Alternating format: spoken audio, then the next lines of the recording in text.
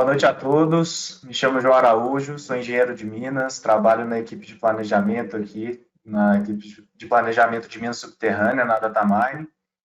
Sejam todos muito bem-vindos a mais um webinar oferecido pela Datamine Brasil. Espero que seja de bastante proveito para todos. Esse webinar aborda a elaboração do plano de perfuração em uma mina subterrânea utilizando o software Aegis. Mais especificamente, vamos projetar um plano de perfuração de um realce. Então, a gente está falando aqui de perfuração e desmonte para produção. Hoje, vamos utilizar a versão 6.31, disponibilizada para nossos clientes em março. E já adianto para vocês que esse é o primeiro webinar sobre a Aegis que a gente está oferecendo aqui na Datamine Brasil. E teremos um segundo, em que eu vou continuar mostrando as funcionalidades do programa, com foco mais na parte de desmonte, temporização e cubagens. Então, eu sugiro que já se inscrevam no próximo webinar, que será exatamente daqui a 2 semanas, que é a quinta-feira, dia 4 de junho, às 18 horas. O link vocês já devem ter, né, mas é dataminesoftware.com/webinars-2020. E vamos começar. Bom, vamos primeiro entender onde o Aegis se encaixa na gama de produtos da Datamine, e quais são suas principais aplicações. Em seguida, a gente parte para um overview sobre o módulo Aegis Designer, que é o módulo em que vamos focar primeiro nesse webinar, e vamos finalizar discutindo os ganhos com a utilização do Aegis no dia a dia da operação da mina. A Datamine possui soluções para toda a cadeia mineral, e o Aegis está posicionado na área de planejamento de minas subterrânea, juntamente com o Estúdio G, EPS, Vensim e outros.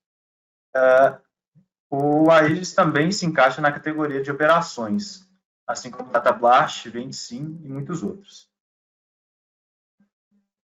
Essa é a interface do Aegis. A gente vai falar um pouco sobre as principais ferramentas do programa. Em seguida, eu vou mostrar na prática como ele funciona. O Aegis se concentra no módulo Design as principais ferramentas de produção. Elas permitem a elaboração de projetos de perfuração e desmonte, enquanto o módulo Analyzer ele é voltado para análises avançadas dos desmontes, determinação de custos, predição do sólido desmontado, partindo dos furos carregados, e isso ele faz por meio de formulações matemáticas, calibração dos parâmetros, de acordo com os sólidos escaneados. Hoje nós vamos trabalhar somente com o design. Daqui a 2 semanas voltamos para finalizar esse módulo e vamos abordar algumas ferramentas do Analyzer, não todas. O Aegis é um software standalone, ou seja, não requer nenhum sistema CAD adicional e já permite a impressão de relatórios para campo. Também suporta diversas formas de exportação dos dados. O software tem a capacidade de utilizar dados reais, portanto, pode trabalhar com sólidos escaneados de galerias e stopes. Tem também suporte para modelo de blocos, permite importação de furos perfilados. Tudo isso com uma abordagem interativa e automatizada. É uma interface bastante amigável, bastante intuitiva também. Vocês vão ver que não tem muita dificuldade de se familiarizar com o programa. A principal ideia do Aegis é permitir que os planos de perfuração sejam gerados com mais rapidez e assertividade, permitindo que o engenheiro ou técnico responsável direcione seu tempo para análise e otimizações, que torna os resultados mais previsíveis e assertivos. Idealmente, busca-se um design tão efetivo a ponto de tornar desnecessária a presença de um britador no subsolo. O desenho de LEDs é feito de forma automática, inicialmente, a partir de uma série de parâmetros que podem ser customizados pelo usuário, para se adequar aos diversos cenários que podem ser encontrados em uma mina subterrânea. Idealmente, o usuário vai tentar aproveitar a facilidade e rapidez das ferramentas automáticas. E, na maioria das vezes, cerca de 80% do processo pode ser executado de forma automática. E enquanto os outros furos são posicionados, o programa permite que o carregamento dos furos já seja feito, a partir de também variáveis que já são definidas pelo usuário. A seguir, é possível fazer também uma série de ajustes semiautomáticos que permitem aproximar ainda mais o cenário desejado. Mas, se ainda for necessário, o projetista tem a flexibilidade de fazer quaisquer alterações que desejar. Pode até mesmo, se for necessário, num caso extremo, fazer todo o projeto de forma manual. No Aegis, a gente também consegue fazer slots, inserir slots no nosso plano de perfuração. E a gente faz isso a partir de um desenho em 2D, onde a gente usa ferramentas que tornam esse processo mais rápido, né, que as plataformas CAD, desculpa. A partir desse desenho em 2D, a gente cria um template que pode ser compartilhado, reutilizado, editado, pode ser também temporizado, conforme a realidade da mina. E recentemente ainda foi introduzida a função Explode Slot, que é uma função para permitir que o slot seja separado em vários legs. Então, isso permite uma maior flexibilidade para você editar cada leg, digamos, cada linha do slot. Com isso, teve um ganho bastante grande aí no dia a dia da operação. Exportação também é algo que pode ser feito com bastante facilidade no Aegis. Ele exporta com formato ARIGES, também exporta os colares, exporta ring markers, os pivôs, exporta em formato datamine, DXF, CSV, STR e também a outline do leque. Então, a gente tem aí várias formas para a gente poder garantir que qualquer tipo de equipamento pode ser integrado ao fluxo de trabalho com o Aegis. Como mencionado também, é possível importar os furos perfilados e utilizá-los nos desmontes. O programa permite a importação manual a partir do colar, do ponto final do furo ou comprimento. Só que também é possível importar os furos a partir de um relatório ARIGES do Fandril. Ou então a partir de arquivos XML ou até mesmo CSV. E o último tópico que eu vou abordar antes de irmos para o nosso projeto da Aegis são os relatórios para campo. A gente sabe que um relatório bem feito e nos padrões da mina é crucial no cotidiano das operações. Então, pensando nisso, a Aegis permite que o usuário crie templates 100% personalizáveis, com diversas vistas, tabelas, com inúmeras variáveis de interesse. E ainda a gente pode colocar fórmulas que podem ser elaboradas para o cálculo de variáveis específicas para cada caso. A gente sabe que cada mina vai ter uma necessidade diferente, uma demanda diferente. Então, os relatórios do Aegis não são engessados. Eles permitem uma edição bastante grande e, de fato, uma personalização dos relatórios. A parte de report do Aegis tem também uma boa interação com softwares Office, como Excel, PowerPoint e Word. Então, a gente pode trazer figuras, textos, tabelas desses softwares, ou então levar os itens criados no Aegis para os programas Office. Bom, dito isso, vamos lá para o Aegis. Eu tenho aqui um projeto que eu já estava trabalhando nele. Eu vou tirar a visibilidade desse scope, tiro a visibilidade dessa cubagem e vamos com calma aqui que a gente já tem bastante coisa em tela, mas vamos por partes. Eu vou trocar aqui em Choose a View, eu tenho a opção de selecionar várias telas, várias visualizações possíveis. Eu vou para a View 1 aqui, que é mais limpa, e vai servir melhor ao nosso propósito agora. O que acontece aqui? Eu importei, através dessa ferramenta, Import, essas três wireframes.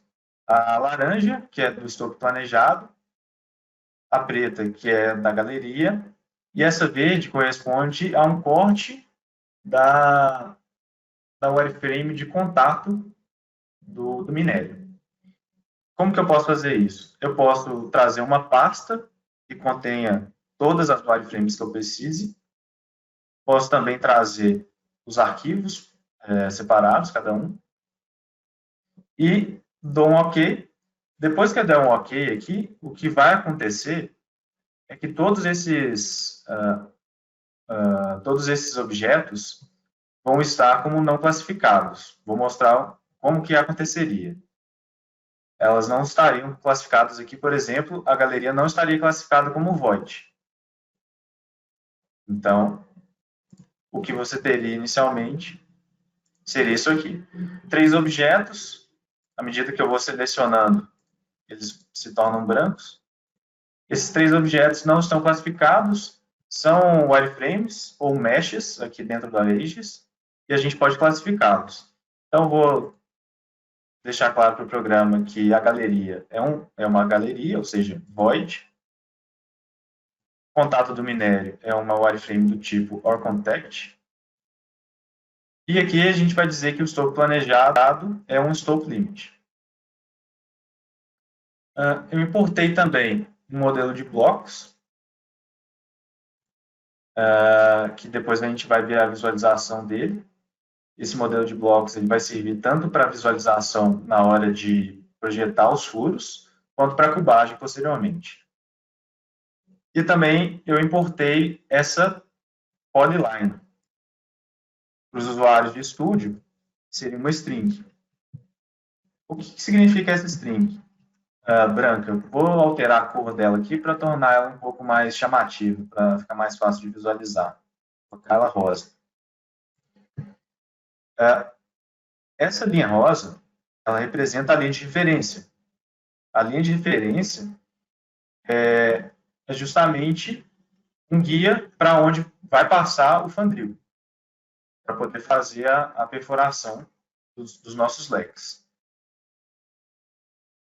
Dentro do Aegis, eu tenho várias... Eu tenho a minha database, que tem vários Fandrils, tem o minério, tem postes hospedeiras, tem explosivo, tem os primers, tem os detonadores.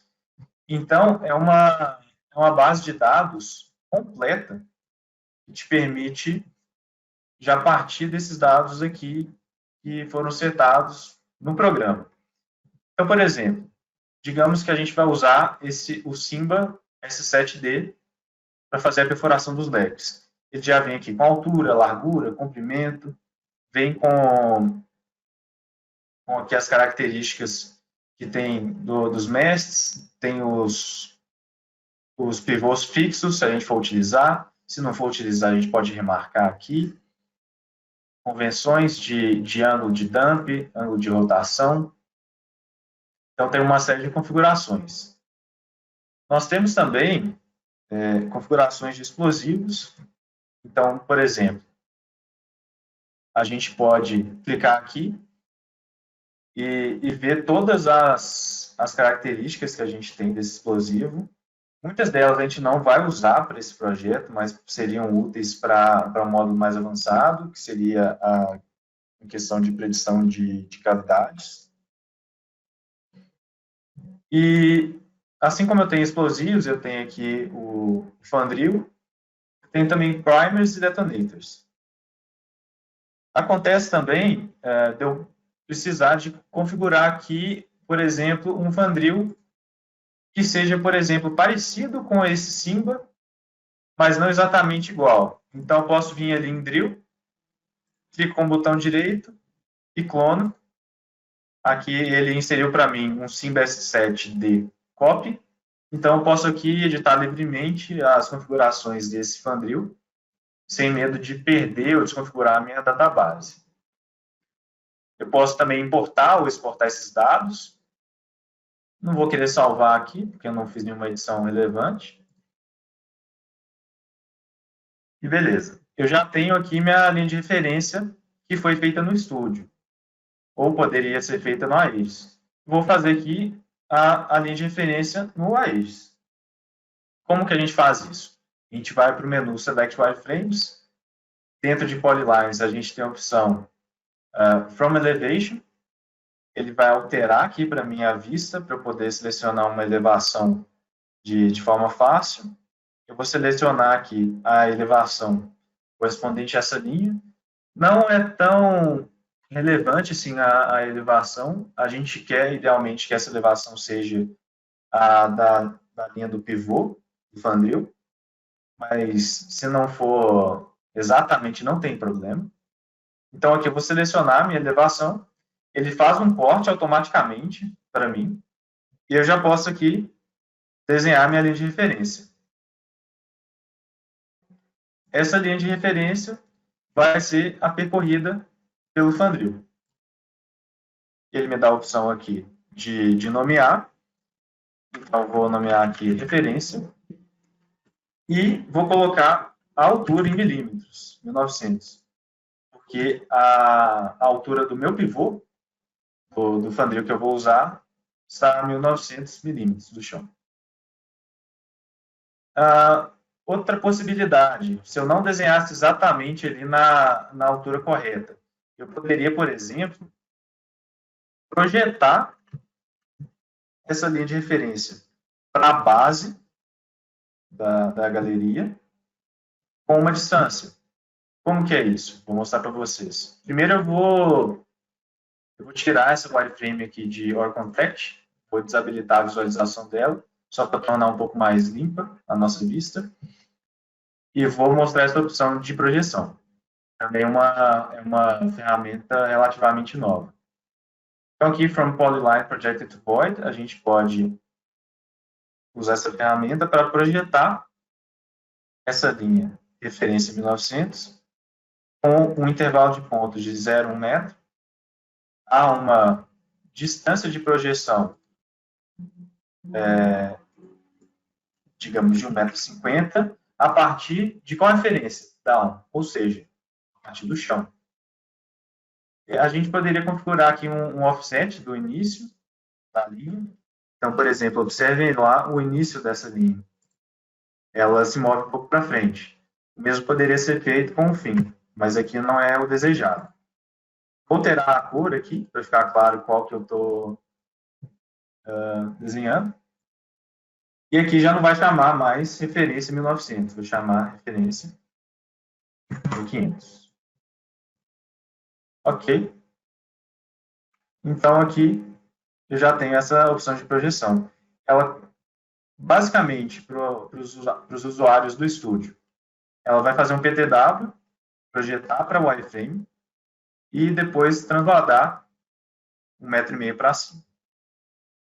Vou tirar a visualização dessa linha de referência, porque a que importa para mim é essa vermelha. E agora a gente vai partir para criar um novo cenário em Create Ring Service. Aqui eu já tenho um cenário que eu tinha executado, então eu vou criar um novo. Ele criou lá com o nome cenário 1. E antes de eu criar aqui um scope, ou seja, um ring set, desculpa, dentro desse cenário, eu vou alterar minhas vistas, porque ao alterar minha vista, eu já consigo visualizar os furos. Aqui eu gosto dessa View 4. Bem pessoal isso, você pode configurar da forma que quiser, pode tirar aqui alguns desses quadros. Agora a gente não está visualizando nada, porque não tem nenhum furo, mas tudo isso aqui é personalizável. Tem aspectos do Aegis aqui também de visualização que são parecidos com o Studio, então eu posso deixar escondida essa Hold Listing Stable, e quando eu passo o mouse, ela já aparece de novo e some. Posso fixá-la novamente, posso arrastar ela para onde eu quiser, quero ela aqui mesmo. E aqui eu tenho várias opções de vista, rapidamente eu posso alterar. Ok. Vou criar um novo ring set. E vocês veem aqui que ele já está fazendo a perfuração dos meus legs. Por que ele fez isso? Eu já estou trabalhando num projeto em que ele está lembrado das configurações que eu fiz. Porém, à medida que eu vou editando aqui, ele vai alterando as minhas configurações. Primeira coisa que é importante aqui, eu vou selecionar meu Fandril. Então, aqui eu estou usando o Simba S7D. Vou dizer para ele a direção de perfuração. Upholds são furos ascendentes, downholds são furos descendentes. Então, se eu colocar aqui, por exemplo, downholds, ele não vai furar, porque ele está com uma configuração que eu vou mostrar para vocês depois, de não fazer nenhuma perfuração fora do escopo planejado. Então, aqui o que eu quero mesmo é o upholds. Eu poderia também, digamos, se eu tivesse uma galeria passando aqui por cima desse escopo, se tivesse uma galeria aqui por cima, eu poderia fazer também uma linha de referência, assim como eu fiz essa vermelha, poderia desenhar uma linha de referência dentro da galeria superior e dizer para ele perfurar exatamente na direção da linha de referência que eu desenhei. Como que eu faria isso? Seria nessa opção To a Target Line. Daí eu selecionaria aqui a minha linha de referência. Poderia também selecionar uma direção personalizada de perfuração.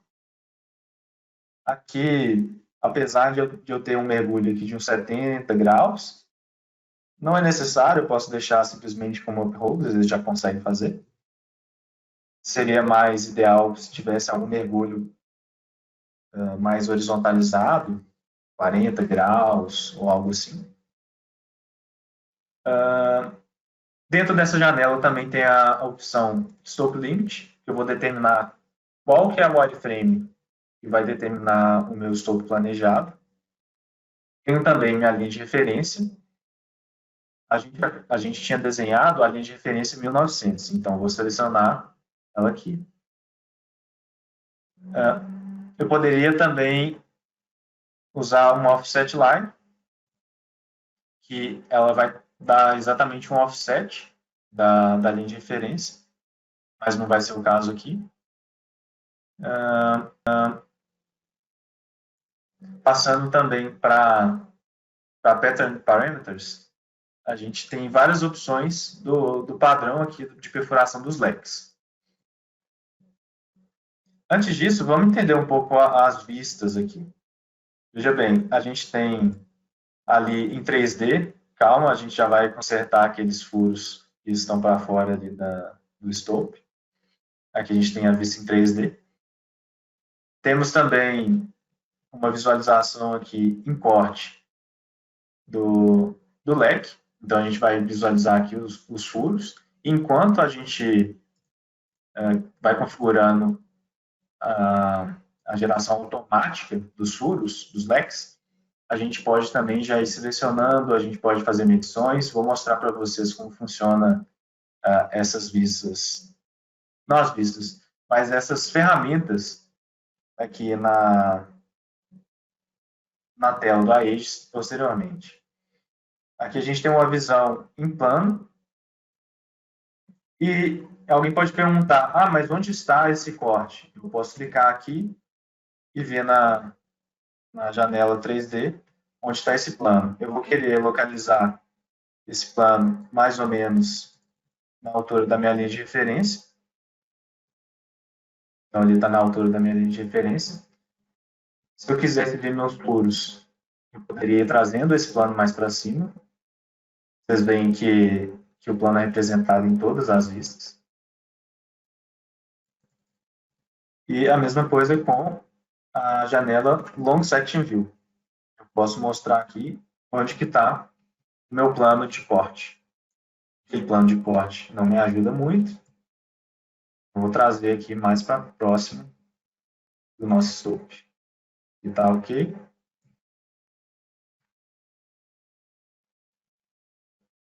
Dentro de Pattern Parameters, a gente pode definir nosso burden e o spacing, que são parâmetros fundamentais para a gente fazer o plano de perfuração, tanto no ambiente subterrâneo quanto a céu aberto. E uma série de outros parâmetros aqui. Vamos começar a visualizar, deixa eu primeiro tirar esses planos, o que está acontecendo ali em 3D. Veja que tem 2 leques sendo feitos fora do scope ali no início. Então, a gente vai pedir para o Aegis dar um offset do início da linha de referência.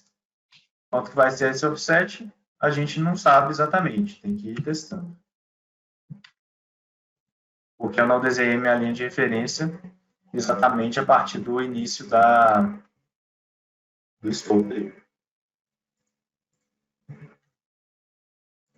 É uma opção também a gente desenhar a linha de referência exatamente a partir do início do scope. Isso pode facilitar com que a gente comece exatamente na parede do scope. Eu coloquei aqui o Start Azimuth de 80 graus, ou seja, ele vai começar fazendo a perfuração do primeiro leque a 80 graus de azimuth. Você pode perguntar como que ele mede 80 graus. É como se fosse uma linha reta saindo, apontando para a direção que o fandril está posicionado nessa galeria. Então, 80 graus para aqui, digamos, norte para cima, né? Norte para cima, leste à direita, está bem próximo do leste, 10 graus para cima. E vai terminar aqui, digamos, a 90 graus. E aqui está me parecendo 90 graus. Vocês veem que toda vez que eu vou editando algum parâmetro, ele já vem e faz já faz a perfuração de todos os leques aqui de uma vez. Então, para modificar isso, se isso não é algo desejado, eu posso aplicar essa função ring limit. Então, a partir daí, ele só vai perfurar 5 leques a cada modificação de parâmetro. Então, um leque. Torna um pouco mais fácil o processamento, mas não é necessário. Aqui eu vou deixar desabilitado. A gente pode também configurar para que os leques sejam perpendiculares à linha de referência. Então, aqui vocês veem que os leques estão obedecendo o Start Azimuth e o End Azimuth que eu citei aqui, os parâmetros. Mas, por exemplo, se eu deixar marcado essa opção Rings Perpendicular to Reference Line, ele vai fazer exatamente perpendicular. Aqui, a gente pode ver, e tanto em 3D, esses legs estão passando, então eu vou configurar aqui um offset do final da linha também, de referência. Vamos ver se 3 metros foi o suficiente. Oi? Podemos configurar também dump para os legs. Então, aqui na vista long section, vocês vão começar a ver que vai ter uma báscula desses legs. Então, eu vou dizer para ele que a partir do fim da perfuração dos legs, vai ser 80 graus de báscula.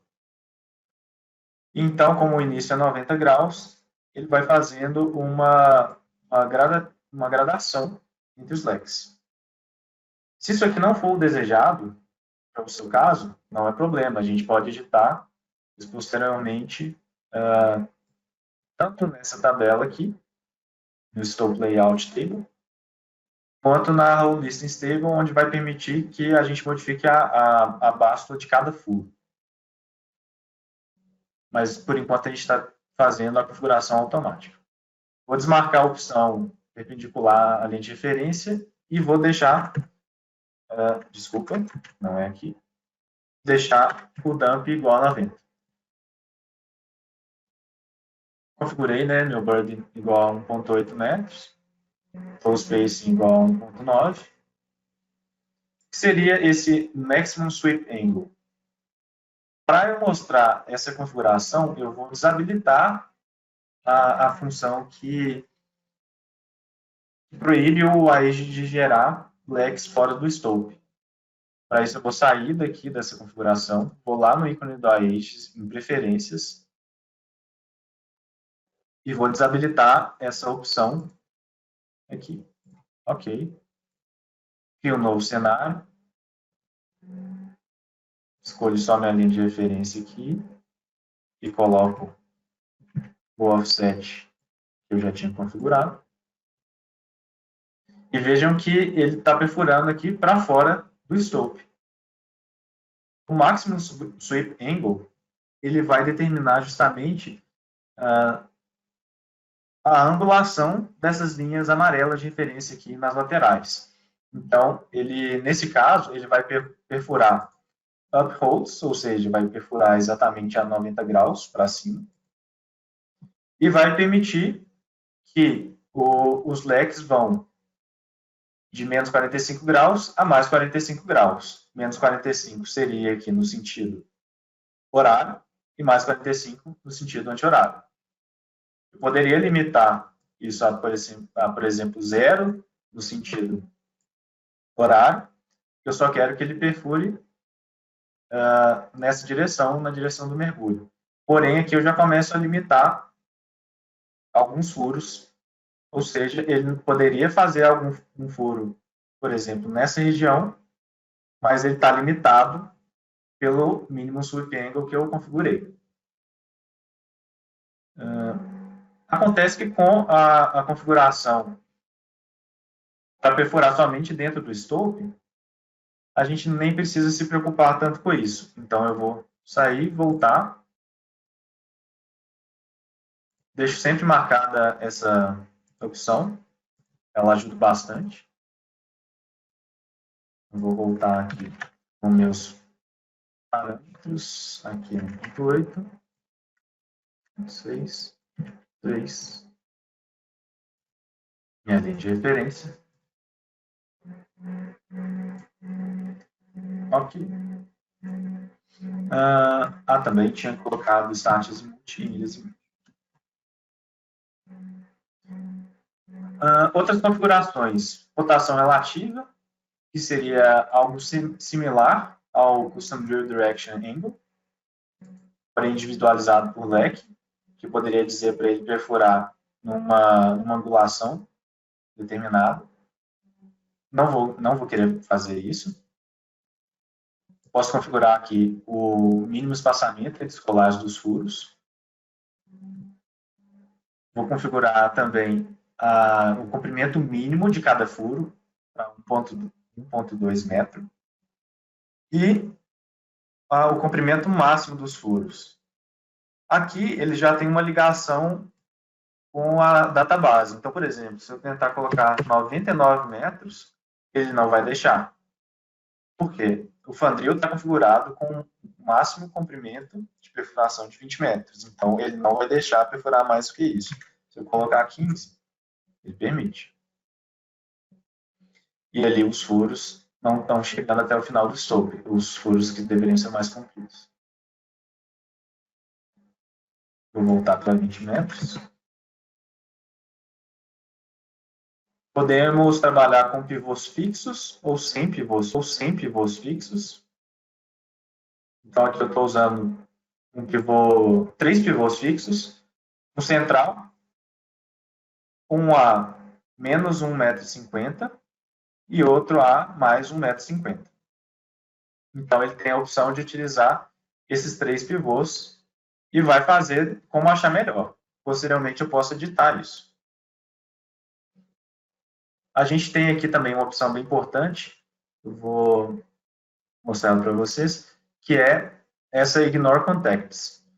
Aqui a gente tem, por exemplo, um furo que está passando do contato de minério. O que acontece? Muitas vezes a gente vai querer que esse furo pare no contato do minério, porque ali a gente já pode pegar um pouco de diluição.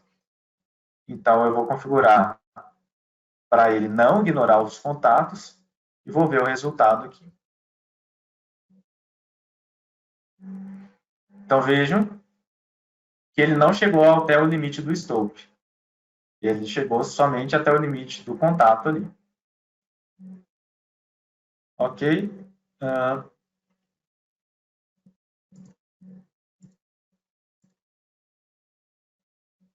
Vou deixar desabilitado. Na maioria das vezes aqui eu posso editar isso manualmente, de forma semiautomática. E aqui ele já está carregando os furos, porque também já estava lembrando das minhas configurações do stope anterior. Porém, aqui eu vou colocar exatamente o meu explosivo, o primer, e o detonador. Tenho a distância mínima de stem, né, a distância mínima de tampão, que aqui eu coloquei meio metro. Tem o loading delta. O loading delta é uma configuração do Aegis que vai permitir que ele distribua as cargas entre os furos. Ou seja, por que esse furo aqui não tem carga até meio metro do colar? Justamente porque ele está muito próximo de outros furos. E qual que é o critério? Ele utiliza a distância de 0,8 metro até uma carga que esteja próxima. Então, ele não vai deixar cargas mais próximas do que 0,8 metros uma da outra. Aqui a gente tem essa ferramenta de medir. Eu posso selecionar aqui e medir a distância das cargas e verificar se está fazendo o trabalho dele direito. E que, no caso, está fazendo. 0,81 metros. Claro que tem algum errinho, porque não consigo acertar exatamente a localização ali. Mas ele está fazendo o loading delta. Plug distance seria se a gente tivesse esse furo varando numa galeria superior, a gente poderia configurar o tampão da galeria superior. Não é o caso, então não me preocupei com isso. Tem uma série de outras configurações, não vou entrar em muitos detalhes, mas aqui configuração do Prime. Então, a gente colocou aqui 50 metros para o espaçamento do Prime, mas poderia ser 20 metros, que é o comprimento máximo do furo. Então, ele deixa o booster lá no final dos furos. O que acontece se eu colocar 10 metros? Nos furos de 20 metros, ele colocaria 2 boosters. E assim por diante. A gente configura a distância até o final da carga e também poderia configurar um offset até a variação para a galeria superior, por exemplo. Ok, digamos que eu esteja minimamente satisfeito com esse cenário e vou partir para minhas edições semiautomáticas. Então, ok. E aqui, por exemplo, vocês veem que ele habilitou essas bolinhas que vão servir aqui justamente para eu ir ajeitando o leque de acordo com o que eu desejo aqui. Digamos que eu queira aumentar a razão de carga. Ok. Para mim foi boa essa alteração. Vou deixar dessa forma. Então, vocês veem que ao alterar a direção de todo o leque, ele já muda todos os furos e mantém as cargas como elas deveriam. Então, muito mais rápido fazer uma edição aqui. Partindo para os próximos leques, digamos, por exemplo, que aqui eu queira usar aquela opção de não ignorar os contatos. Então, vou pedir ele para fazer a perfuração novamente, porém com uma configuração diferente. Eu vou desabilitar a opção Ignore Contacts. Vou dar um Apply e visualizei aqui o que aconteceu. Porém, vejam só, um furo de cá sumiu. Se eu voltar com a configuração Ignore Contacts, ele volta. Ou seja, aqui ele estava buscando distribuir os furos melhor de acordo com a minha configuração. Porém, quando eu habilito o Ignore Contacts, ali não fica bom para mim. Então, eu vou cancelar essa edição e posso fazer a edição aqui manualmente. Eu posso vincar e veja, os furos eles são configurados para irem até o limite do stope. Para que eu possa fazer uma alteração que fuja dos parâmetros, eu preciso pressionar a tecla Ctrl e fazer a minha alteração. Para deixar mais claro aqui, a distância entre a minha carga no final do furo e as cargas adjacentes, eu vou habilitar a opção Show Tool Circles. E vocês podem ver a circunferência de raio de 0,8 metro, que ele usa para poder, como referência, para distribuir as cargas. Então, aqui eu posso, por exemplo, pressionando Ctrl, alterar até onde vai minha carga. Estou satisfeito com esse cenário. E aqui vocês podem ver na outra visualização que o meu leque ficou vermelho. Isso indica que tem uma alteração manual, que a gente deve prestar mais atenção. Outra alteração que eu poderia fazer aqui, manual. Essa carga da esquerda, ela está muito próxima ali do contato do minério.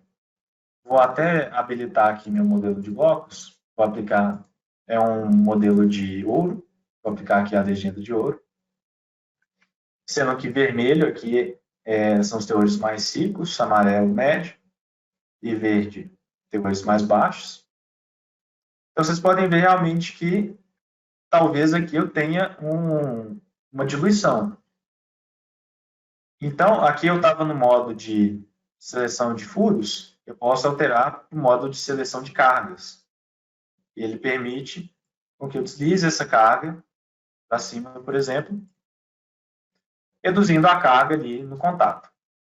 Vou desabilitar o Tool Circles. Essa opção também de Tool Circles a gente tem uma similar em outras vistas, com Burden Circles. Então, vai mostrar a distância de burden entre os leques. Temos a opção também de mostrar um grid. Talvez o grid não agrade muito, você poderia mostrar só a elevação. Eu gosto de manter a elevação aqui. Outros elementos de visualização que nós temos.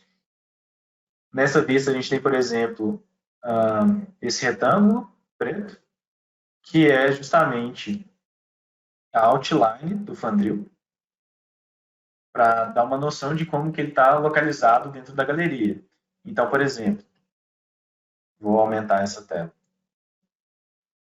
e tirar de baixo. Por exemplo, digamos que nesse leque de cá, o Fandril não coubesse na galeria dessa forma. Então, eu posso, por exemplo, vir aqui e dar um flip no leque. E ele automaticamente já ajusta os furos, sendo que não precisa fazer nenhuma edição manual, nem ficar trocando numeração, nem nada disso. Posso voltar. E seria isso. Então, a gente pode partir de edições semiautomáticas, que é, por exemplo, girar aqui a direção de perfuração. Posso também alterar o sweep angle. Vocês veem que aí ele para de perfurar em certos locais. Porém, estou satisfeito aqui. Vou mexer nessa carga. Assim como eu posso mexer nas cargas e nos furos, eu posso alterar os primers. Então, eu posso alterar a localização ali. E digamos que eu fiz aqui uma alteração que não foi vantajosa para mim. Então, eu vou voltar e pedir para ele perfurar novamente. Não vou alterar nenhuma configuração. Vou dar um OK. Ele me pergunta se eu quero realmente perder as edições manuais. Eu quero. E ele voltou com tudo que ele havia feito automaticamente. E o leque virou azul novamente. Tenho também a opção aqui de adicionar um slot. Não vou entrar em detalhes sobre a criação do slot, mas aqui, por exemplo, eu já tenho um template pronto. A gente cria isso em 2D, como a gente estava mostrando na apresentação. E pode aplicar esse slot várias vezes, em diferentes projetos, exportar, compartilhar para outra pessoa. E aqui eu posso, por exemplo, adicionar o slot. Vou editando de forma semiautomática.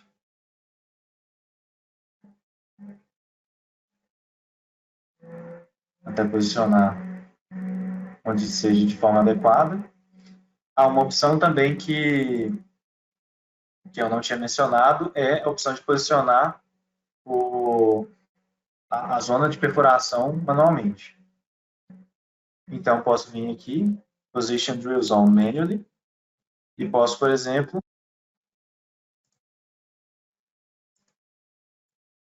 editar ali a localização do meu fandril. Não é meu desejo aqui, então eu vou remover esse slot e adicionar ele novamente.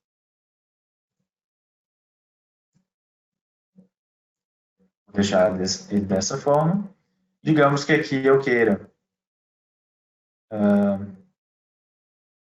por exemplo, deletar alguns furos, porém eu quero fazer isso de uma vez. Então eu venho aqui e vou em Delete Multiple Holes, seleciono todos, já estão selecionados, ok, e ali eu tenho só o slot. Posso dar um Explode nesse slot, vou voltar à minha visualização. Lista 4, está melhor.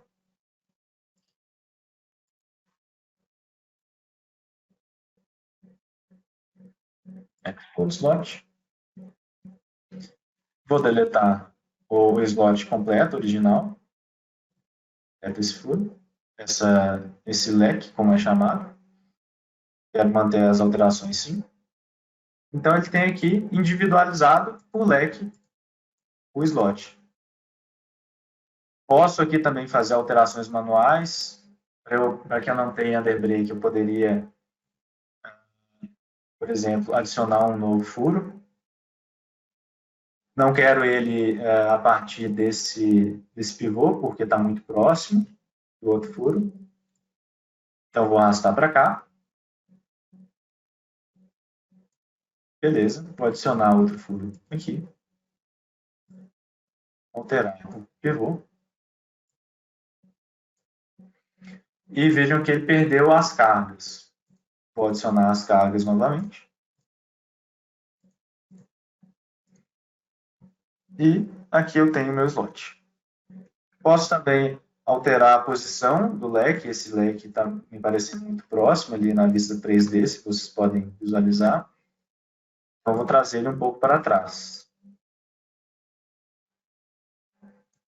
E vou, por exemplo, distribuir um pouco mais em questão de espaçamento os furos desse leque, para não aumentar demais a razão de carga ali. Beleza. Digamos que esteja finalizado essas edições. Então, a gente pode partir aqui para o report. O que acontece com o report? A gente tem a opção de utilizar templates. Aqui eu já tenho um template pronto. Vou mostrar aqui já com um projeto que estava pronto. Muito semelhante a esse, porém eu já tinha feito a cubagem. Aqui eu fiz a cubagem leque a leque pelas ferramentas que eu vou mostrar no próximo webinar. Porque a gente tem alguns parâmetros, algumas variáveis de cubagem no report. Então, para eu poder exibir esses parâmetros corretamente, eu estou usando um projeto Ring7, que já tem cubagem. Vou adicionar aqui o Ring Report 2, que é o template que eu quero utilizar. Ele está abrindo na minha outra tela. Então, aqui eu tenho 15 páginas, depois eu tenho 15 leques, com uma série de informações que eu vou passar para campo. Aqui, por exemplo, eu tenho uma vista em seção, tenho uma vista 3D, tem uma orientação para o operador aqui, para mostrar os ângulos de perfuração. Posso colocar uma série de parâmetros automáticos, então são fórmulas aqui que vão puxar esses parâmetros. Posso colocar minha logo, o nome do projeto, a data, essa data é automática. E posso colocar uma série de tabelas. Essa tabela que eu acabei de selecionar é uma tabela que mostra furo a furo vários parâmetros. Então, tem diâmetro, ângulo, comprimento, tampão, e uma série de outros. Ele está mostrando aqui automaticamente também o símbolo, o Fandril que eu estou utilizando, já puxa também automático. A partir do parâmetro Drill ID. Tenho outras tabelas com diversas fórmulas feitas de forma customizada. A maioria dessas variáveis poderiam ser inseridas por tabela diretamente, sem fórmula. Porém, eu optei aqui para ter um visual um pouco melhor, eu utilizar as fórmulas, pois fica tudo junto na mesma tabela e melhor de visualizar. Tem aqui alguns parâmetros dos meus explosivos, massa de explosivos por leque, quilograma por metro perfurado, quilograma por tonelagem desmontada. Tem aqui parâmetro também de burden, distância até o próximo leque, distância do leque anterior. E tenho aqui embaixo alguns parâmetros personalizados de explosivos. Notem também que a gente tem vários elementos aqui na vista em seção. Não tenho tempo para entrar em detalhes em todas as configurações, mas vocês podem ver aqui à minha direita vários parâmetros e possibilidades que eu tenho para poder configurar essa vista e tornar isso mais amigável e adequado ao cenário de cada mina. Então, tem, por exemplo, ali a distância do pivô até as paredes da galeria, a numeração do pivô, numeração dos furos. Tenho aqui uma linha tracejada que eu posso configurar ou não, para poder mostrar exatamente onde está o meu pivô, e assim por diante. Bom,